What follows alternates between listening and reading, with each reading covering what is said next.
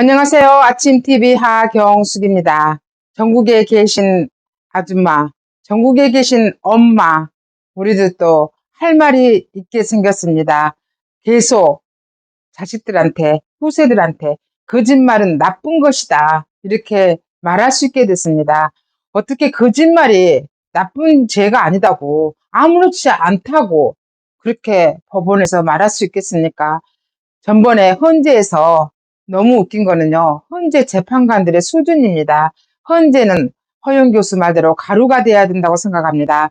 헌재는 절차상 문제가 있는 대통령 탄핵 소추를 그대로 탄핵 인용으로 결정해 버렸습니다. 왜냐고요? 저는 그 8명 중에 제일 나쁜 놈이 정영식이라고 생각합니다. 정영식은 지 자식을 3월 6일인가 8일 날에 결혼식을 시켰잖아요. 그러면서 깨끗한 척, 청렴한 척, 아들 결혼식인데 참석해도 되냐고 거기 있는 재판관한테 물어봤다고. 근데 자식 결혼인데 참석 안 하면 되겠냐 이런 말 들어가지고 참석했다고 이런 말까지 나왔습니다.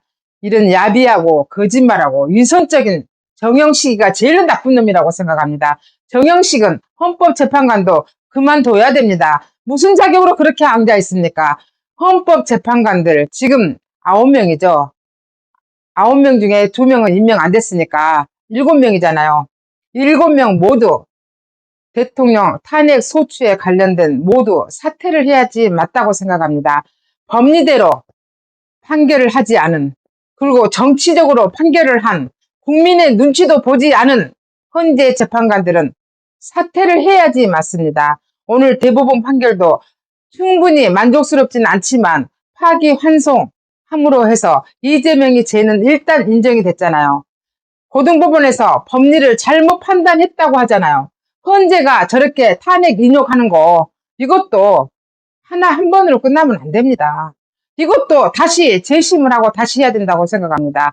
헌재 재판관들 저것들 전부 없어져야 할 인간들입니다. 쟤들이 왜 있어야 됩니까? 안 됩니다. 이제는 대한민국의 사법의 질서를 정확히 세우기 위해서는 저 같은 아줌마가 볼 때도 이거는 아니다 그런 생각이 듭니다. 이제 대통령 탄핵 2번 당하면서 무슨 생각이 드냐면요.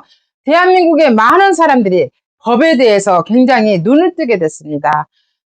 똑똑해지기 시작했습니다. 그리고 저 같은 아줌마도 알아버렸어요. 너무나 많은 것을 알게 됐습니다. 이제 재판관들도 이념에 의해서 정치적으로 그렇게 판단하면 안 된다 그겁니다. 왜 법리적으로 판단하지 않습니까? 왜 돈을 받고 재판 거래를 하냐 그겁니다. 이재명은 진즉 사라졌어야 됩니다. 근데 이재명과 왜 오늘날까지 계속 남아서 우리 국민들 가슴을 희업하냐 그겁니다.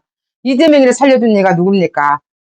박근혜 대통령이 임명했던 권순일 재판 거래를 했잖아요. 50억 클럽. 우리 국민들은 모르는 사람이 없습니다.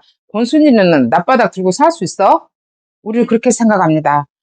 지금 대법원에서 그나마 파기 자판했으면 좋았을 뻔했지만 파기 환송을 했으니 유죄는 인정된 거 아닙니까? 이재명이는 낮바닥이 있으면 안 나와야 됩니다.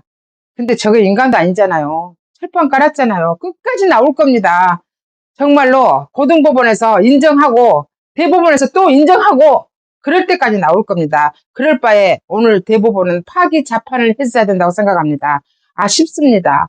그렇지만 어찌됐든 이재명이가 무죄가 안 됐다는 거 우리 다 포기하고 있었는데 사법부가 썩었다고 사법부가 미쳤다고 이제는 다 포기하고 있었는데 그나마 신랄 같은 희망이 보였습니다. 그나마 천만 다행입니다. 이재명이가요. 지 생각하고 다르게 나왔대. 그리고 국민들이 원한 대로 지는 하겠대. 국민들이 원하지 않는다는 거야. 우리나라는요. 제가 볼 땐 그래요. 70% 이상은 보수 성향의 국민들입니다. 우리나라 사람들은 북한도 싫어하고 중국도 싫어해요.